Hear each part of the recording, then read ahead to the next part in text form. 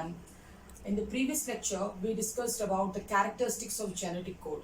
So genetic code is the code which will decode the information, genetic information into the terms of amino acid and its helps in protein synthesis, right?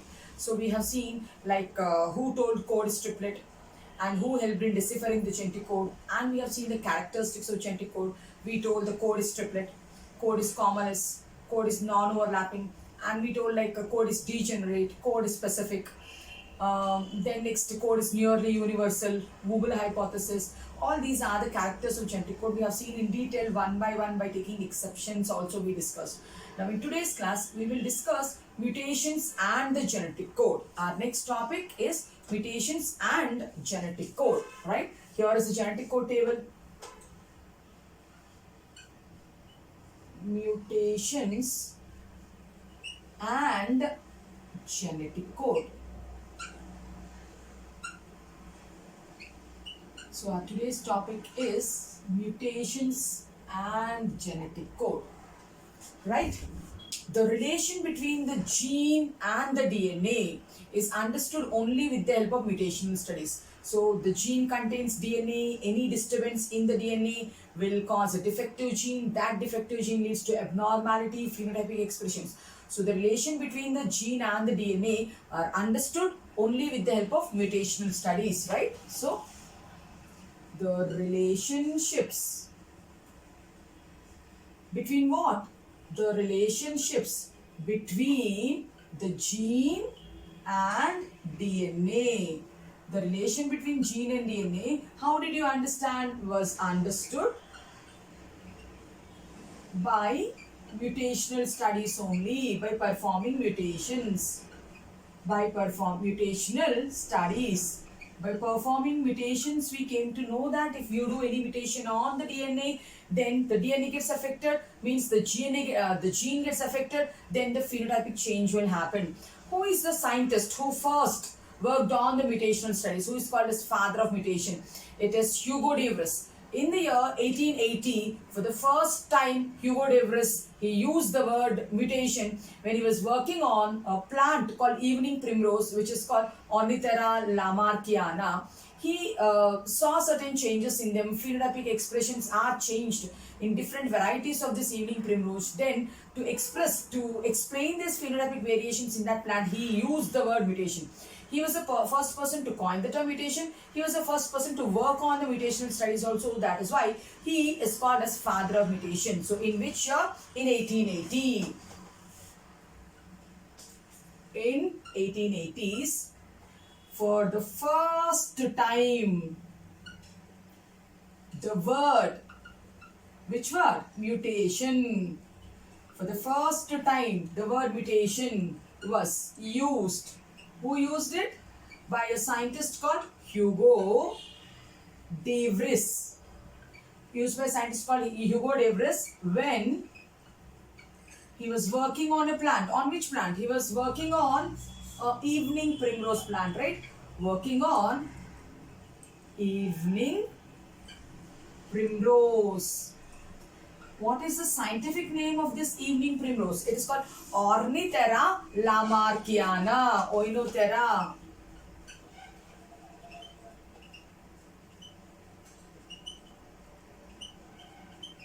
When he was working on this plant, Oinothera lamarckiana, which is commonly called as evening primrose, he could observe certain phenotypic changes in those plants. To explain, he is the person who coined the term mutation. Understood?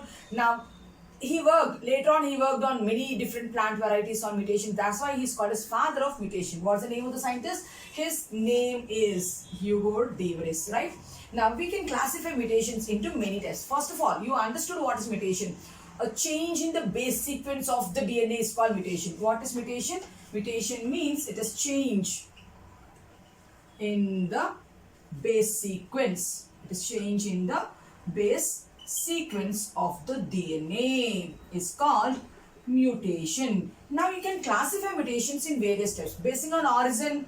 So we can classify them into spontaneous mutations and induced mutations. Based on the cause, we can call them as chromosomal mutations and gene mutations. So we'll see one by one. Based on the origin, we will go. So based on origin, we can classify mutations into two types. What are they? The first one is spontaneous mutations, and the second one will be induced mutations. Now, what do you mean by spontaneous mutations? Spontaneous mutations means natural mutations which occur in the nature. Man involvement is not there, so they occur at a very slow rate and led to evolution. All these things are related to spontaneous mutation. So, what is spontaneous mutation? Naturally occurring mutations. Naturally occurring mutations they are. So, they are naturally occurring mutations means there is no involvement of the man. No involvement of man, and since there is a natural process, it will be a very slow process, so the mutation rate is very slow. The rate of mutation is slow. The rate of mutation is slow. And when do we expect spontaneous mutations to occur? When the DNA is getting replicated. So mismatches can happen. From DNA to RNA transcription, then also mismatches can happen. Means spontaneous mutations we can see due to errors during replication and transcription. So spontaneous mutations occur when due to errors in which processes? Either replication, due to error in replication or transcription. In replication also, so it needs to read the code properly and make the exact copy. If any mismatch happens, that is mutation only. In transcription, it's heterocatalysis. From DNA, it has to read the code and it has to make RNA. If it doesn't read properly, then also mismatch can happen. That also is called spontaneous mutation only. Spontaneous mutations are the causes for evolution. Spontaneous mutations are the causes for evolution. Evolution occurred because of the mutations only. So we can tell mutations are the raw materials. Mutations are the raw materials which led to the evolution. So we'll write mutation act as raw materials. They act as raw materials for the evolution. Right, children? So we started our class, we started our session with mutations and the genetic code.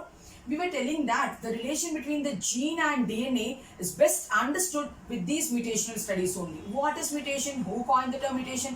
Who is called as father of mutation? In 1880s. For the first time, the word mutation was used by a scientist called Hugo de Vries when he is working on a plant. What is the name of the plant? Evening primrose. What's the scientific name of the plant? Ornithera lamarckiana. He could see certain phenotypic changes in those plants. Then to explain it, he used the word called mutation.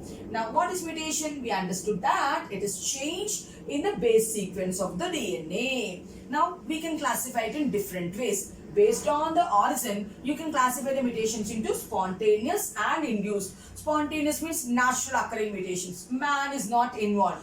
The rate of mutation is very slow since it's a natural process. Now, when can we expect spontaneous mutations? When the DNA is getting copied or when the RNA is being made. Then mutations happen. So, these are the reasons for evolution. These are the raw materials for evolution. Now, coming to induced mutations. Induced mutations, what can we tell? Induced mutations are caused by exposure of the agent to various mutagens. Means man is involved here. So, we can write involvement of man.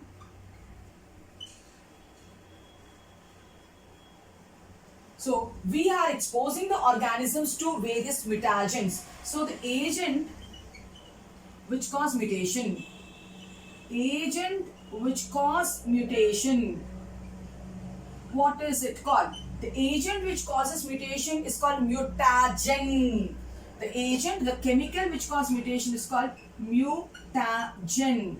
The organism which is undergoing mutation is called mutant. Okay. So, the organism which undergoes mutation. The organism which undergoes mutation, what is it called? It is called mutant. Okay.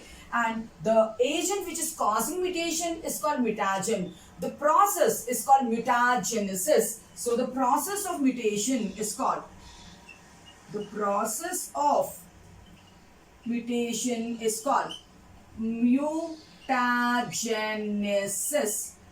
The process of mutation is called mutagenesis. Now we will expose the organism to various types of mutants. Then that is called induced mutation. So induced mutations, you can expose the organism to physical agents, physical mutagens, or chemical mutagens also.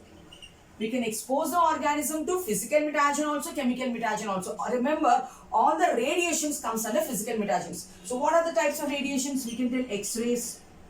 We can go with UV rays, then gamma rays, right? So beta rays, all these cause mutations. X-rays, UV rays, gamma rays, beta rays, they cause mutations. So they come under physical mutagens. Now under chemical mutagens, so there are many chemicals which are carcinogenic, which are mutagenic, which cause mutations.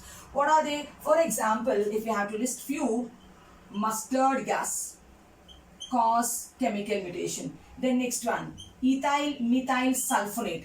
Ethyl methyl sulfonate. Colchicine also cause mutation. Then next one, nitrous acid.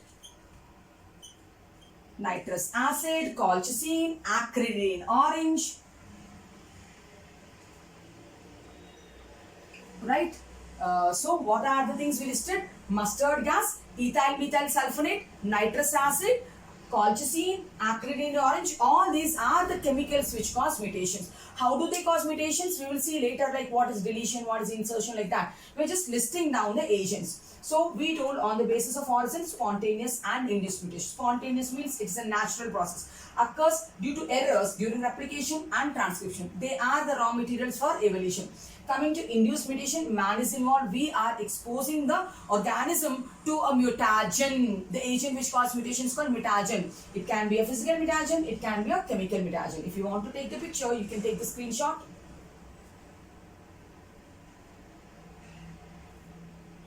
Right. Now, one way of classification we have done. Now, we'll see the classification depending on the cause, right?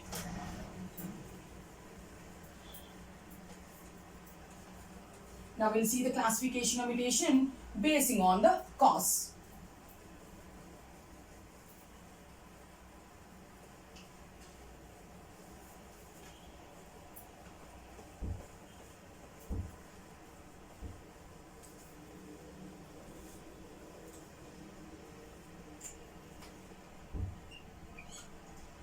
Based on cause, we can classify mutations into chromosomal mutations and gene mutations.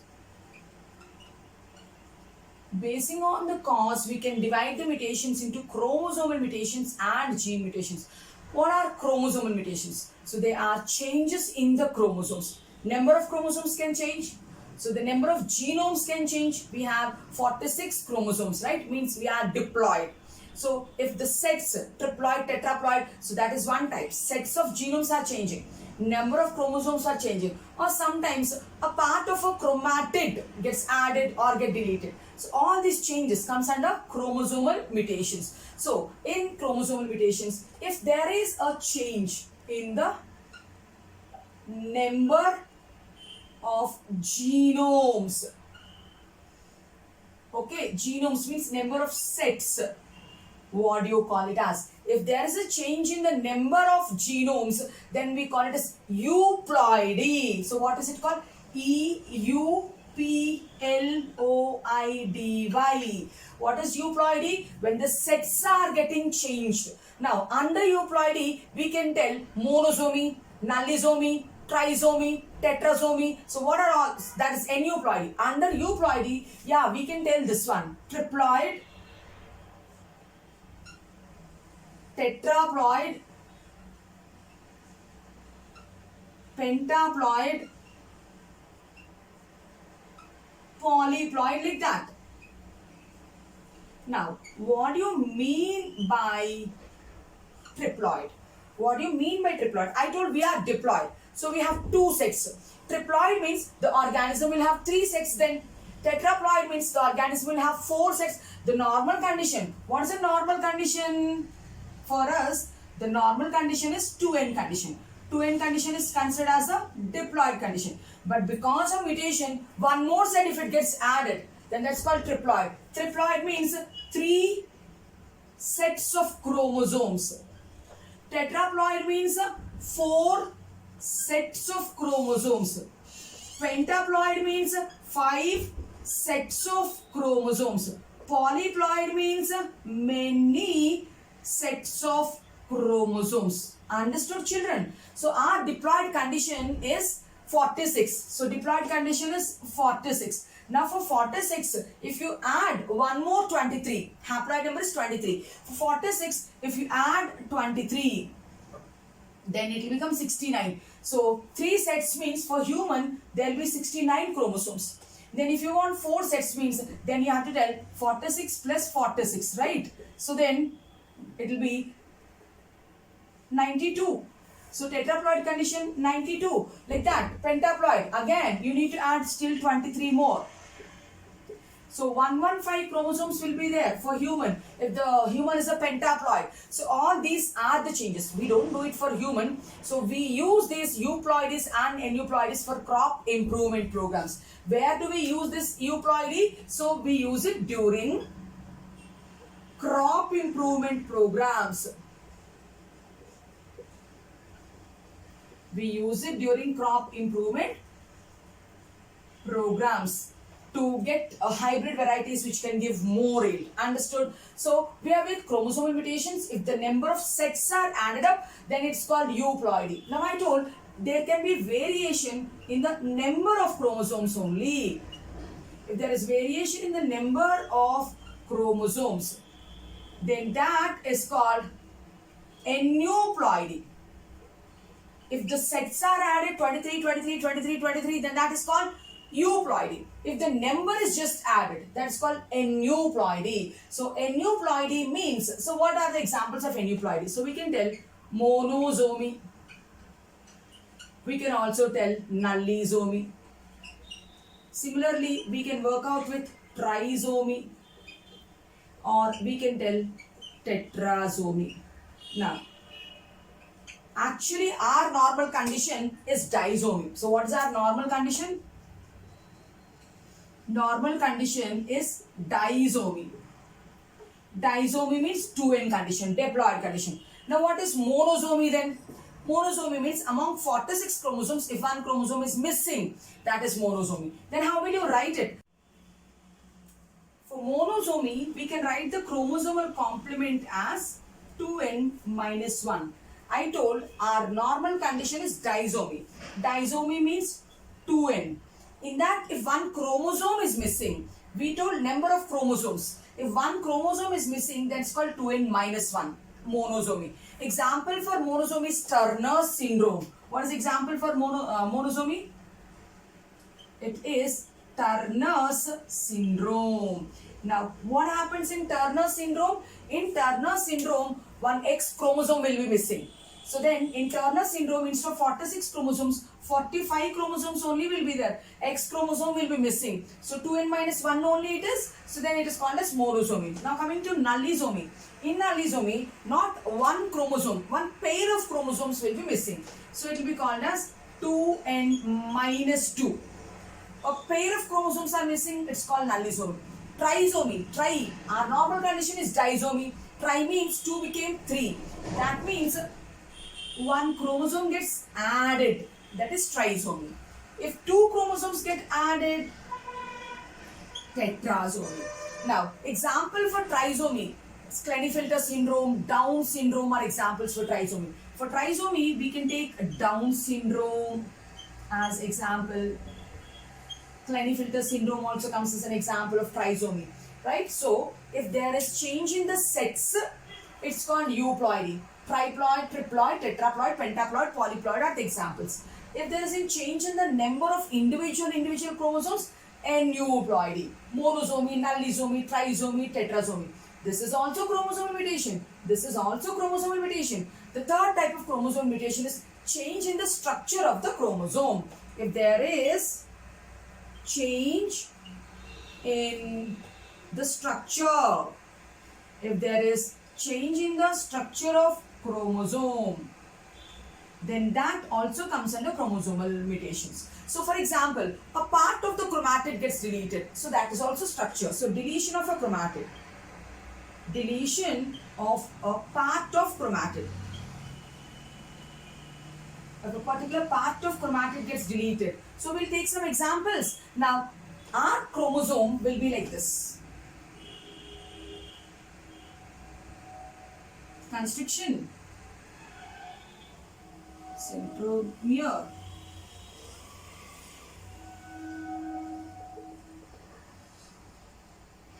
Chromatid. Right? So this is here is chromatid and here is chromatid and it's a primary constriction. Now, if a part of the chromatid got deleted, it became like this. Now, such a condition is called change in the structure of a chromosome or a chromatid. So, I deleted a portion of the chromatid. So, example, if you see, if the fifth chromosome part of chromatid is missing, on the fifth chromosome, if the part of chromatid is missing, what is that condition called? It's called Cru-du-Chat syndrome. What is that syndrome called? On the fifth chromosome, if a part of chromatid is missing, it is called Cru-du-Chat syndrome. Cru-du-Chat syndrome is also called cat cry syndrome. The voice of the man will become like a cat cry. So it's called cat cry syndrome or Cru-du-Chat syndrome. What is it is? It is a chromosomal mutation where a part of the fifth chromosome gets deleted. In the same manner, if a part of fifth chromosome, if the fifth chromosome, the part of the chromatid gets deleted, then that is called Wolff-Hirschhorn syndrome. If a part of fourth chromatid gets deleted, then that is called Wolff. It is called Hirschhorn syndrome. H-I-R. H-I-R. Horn. Wolff-Hirschhorn syndrome. So this is deletion. So now it can be duplication also. So what do you mean by duplication? So the normal condition of the chromosome is like this. Now, sometimes what happens, a chromatid gets duplicated. It gets duplicated. So that is called duplication. So it can be duplication. Example for duplication is bar eye disorder of Drosophila. Duplication means a part or an extra chromatid is added. A part of a chromatid is added or extra chromatid is added. That's called duplication. Example for duplication is bar eye disorder. Bar eye disorder in Drosophila. So, change in chromosomal structure can be by deletion, it can be by duplication, it can be by inversions also, it can be by translocations also. So, now we also need to see what is inversion and we should also see what is translocation. So if you want to take the screenshot, you can take it. We will look in a next board.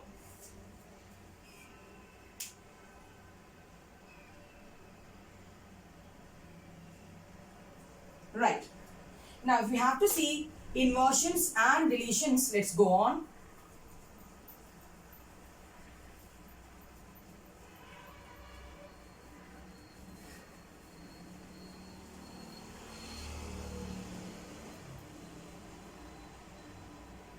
Right? Now we told I was drawing chromosome, right?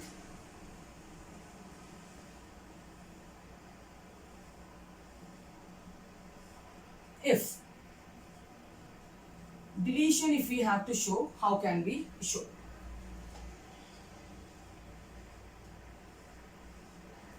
So we'll tell A, B, C, D, we'll take the order as then X, Y, Z. Now, children, D gets deleted. Gene D gets deleted. So then that results in how? A, B, C, X, Y, Z. So this comes under deletion. A part of a chromatid which is having Z, D got deleted. If we have to show insertion then or duplication, we'll see. for duplication.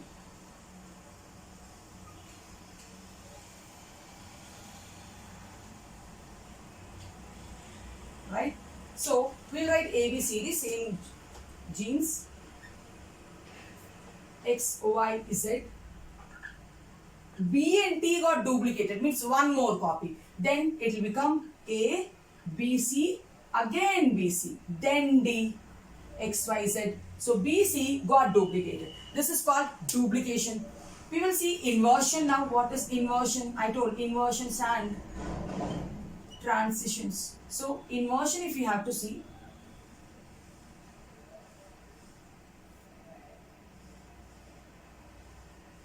now ABC, ABCD, XYZ.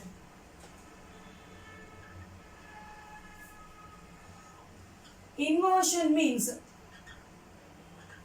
BCB. It gets inverted. Let's write down A. I told it gets inverted. DCB. It will become DCB, then XYZ. This is called inversion. Now, if we have to see what is translocation, let us see. Translocations, if we have to see, we need to take a pair of chromosomes. One, another one. One chromosome we are maintaining the order of A, B, C, D, X, Y, Z, M, N, O, P, Q, R, S. Now, if you do reciprocal translocation means they will exchange their segments. Okay. So, if after exchange, after reciprocal translocation, the chromosomes will become like this. So, the A, B, C portion will move down. MNO portion will move up. So then it will become MNOPXYZ. ABC are coming down. So it will be ABCPQRS. This, what is it called? Reciprocal translocation. If they are exchanging, this is called reciprocal translocation. Interstitial translocation is also there. Interstitial translocation is also there. Now, what is interstitial translocation means? It will move on from one chromosome and it will get added to the another chromosome. It will move on from here and it gets added here. That means ABC will move off from there and they get added with MNO. A, B, C, D, X, Y, Z, M, N, O, P, Q, R, S. A, B, C will permanently move off from here and join here. So then here it will be only D, X, Y, Z. Here it will become A, B, C, M, N, O, P, Q, R, S. So this is called interstitial translocation. Children, all this is about chromosomal mutations. Now, we need to talk about gene mutations also. So, in chromosomal mutations, it can be by deletion. I deleted G. It can be by duplication. BC, I duplicated. One more BC, one more BC. Inversion, BCD, I came the other way, DCB. In translocations, in reciprocal translocations, ABC came down, MNO went up. In interstitial translocations, permanently ABC moved and it came on. If you want to take a picture, take the screenshot. Then we'll move on to gene mutations.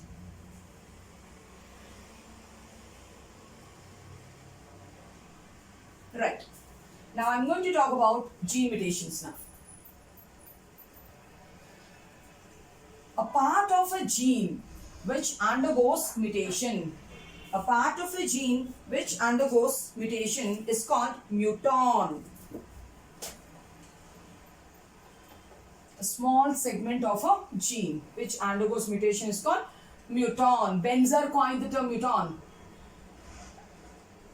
A smallest part of the gene which undergoes mutation which undergoes mutation. What is it called? Muton. A part of a gene which undergoes mutation is called muton. Most of the gene mutations happen with a change in one base pair. Most of the gene mutations. Most of the gene mutations occur due to changes. They occur due to changes in one base itself. Now, only one base is changing, then it will be called as point mutation. If one base, just one base changes, so at a point, right? So it is called point mutation. It is called point mutation. Classical example of point mutation is sickle cell anemia. Classical example of point mutation is, what is it? Sickle cell anemia. We studied it in Principles of Inheritance. It is called as sickle cell anemia. We have to look at the gene to see what is sickle cell anemia. If you take a normal hemoglobin HbA, its genomic sequence will be GAG. Its genomic sequence will be GAG, the coding sequence. Then the template strand will be CTC. Now, if a mutation undergoes and if it becomes sickle cell hemoglobin, then the T gets changed to A. The T gets changed to A. So it will become G. Here it will write C. Then I told T gets changed to A. Then here you will get T. GTG CAC. So there's a change from T to A. So pyrimidine got converted to purine. So what is it called? So when a pyrimidine gets converted to purine, it is called transversion. If a purine changes to purine, or if a pyrimidine changes to pyrimidine, then they are called as transitions. They are called as transitions. But if a purine becomes pyrimidine, or a pyrimidine becomes purine, then they will be called as transversions. Right? What are they called? Transversions. So what are we doing is, we are not deleting, we are not adding also, we are substituting. So transitions and transversions, they come under substitutions. They come under substitutions. You are substituting a pyrimidine base with a purine base, right? T is a pyrimidine, A is a purine. If you are substituting a pyrimidine base with a purine base, pyrimidine base with a purine base is called transversion. It comes under substitution. For example, if A is substituted with G children, then A is purine, G is purine, it will be called as transition. Now, because of this change, what happens in mRNA? I told this is a coding strand. So it will make GAG, normal mRNA, right? So here it is sickle cell mRNA. It will be G, A pairs with U, G. Here is the genetic code table. Check where is GAG. So GAG codes for glutamic acid. Normal conditions, GAG will code for glutamic acid. In which chain? In the beta chain of hemoglobin. In the beta chain of hemoglobin. This is the 6th amino acid. The 6th amino acid will be glutamic acid. Check GUG, what it will code for. GUG. Yeah, here. GUG is coding for valine. So instead of glutamic acid, when there is a change, GUG codes for valine. So the beta chain of sickle cell hemoglobin, the 6th amino acid becomes valine. Because of one base substitution, not even deletion, not even addition. So what happened? One amino acid change. Because of that amino acid change, the normal biconcave shape of RBC, the normal biconcave shape of RBC changed to a sickle shape. The normal biconcave shaped RBC, the normal biconcave shaped RBC changed to sickle shape. Its efficiency, its lifespan, its transport, everything gets affected. So this is what sickle cell anemia is where we are doing a change with one base. So that's what I told. Gene mutations, a small part of a gene which undergoes mutation is called muton.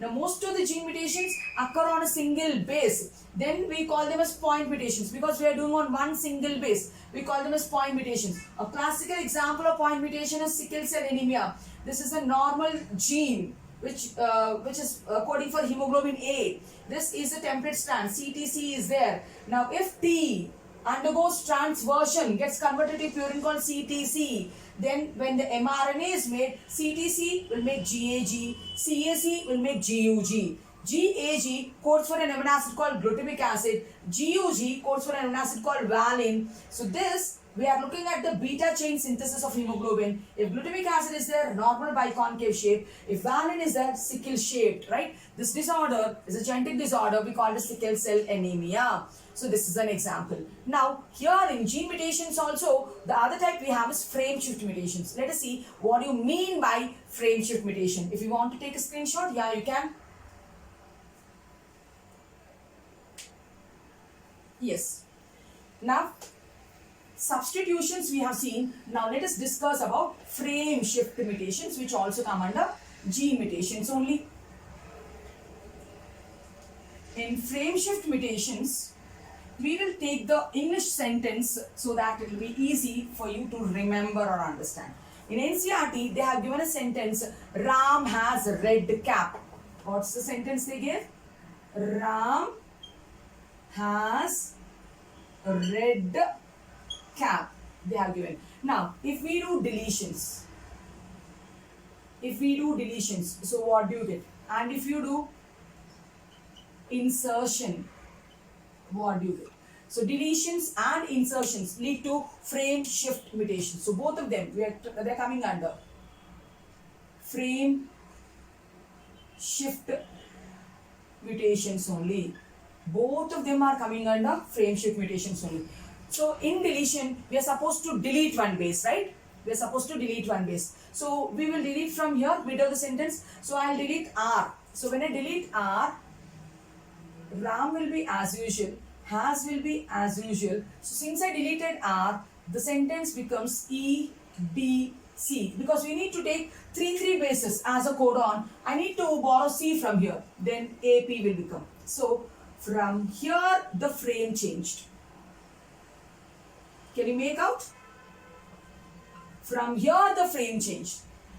EDC, some other amino acid, right? Now, this is deletion of one base R. Let us delete 2 bases, then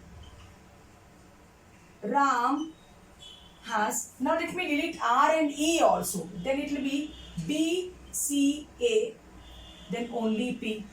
Then also it's not making any meaning, means it's coding for another thing. Then here also we'll tell frame change. The frame got changed. Then if we remove 3, okay, or in multiples of 3, then Ram has, I need to remove red now. I need to remove 3 bases, red. So Ram has cap, it will become. Then also the frame is changed only.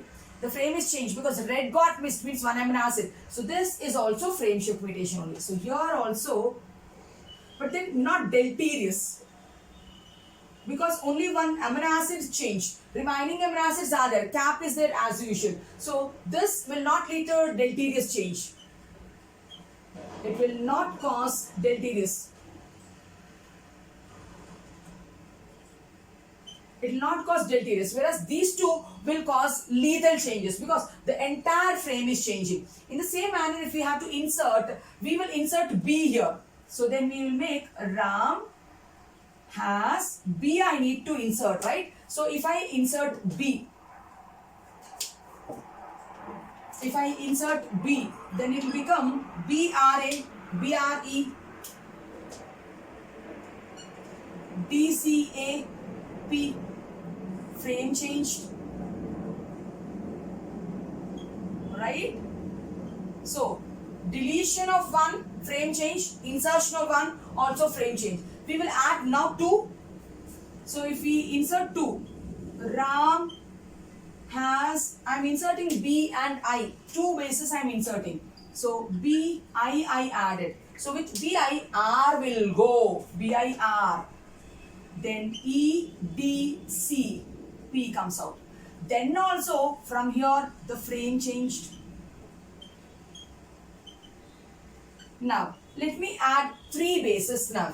Insertion of three bases. So Ram has, I will insert BIG now. Three bases. So then big got added. Then red will be red only. Cap will be followed. So right.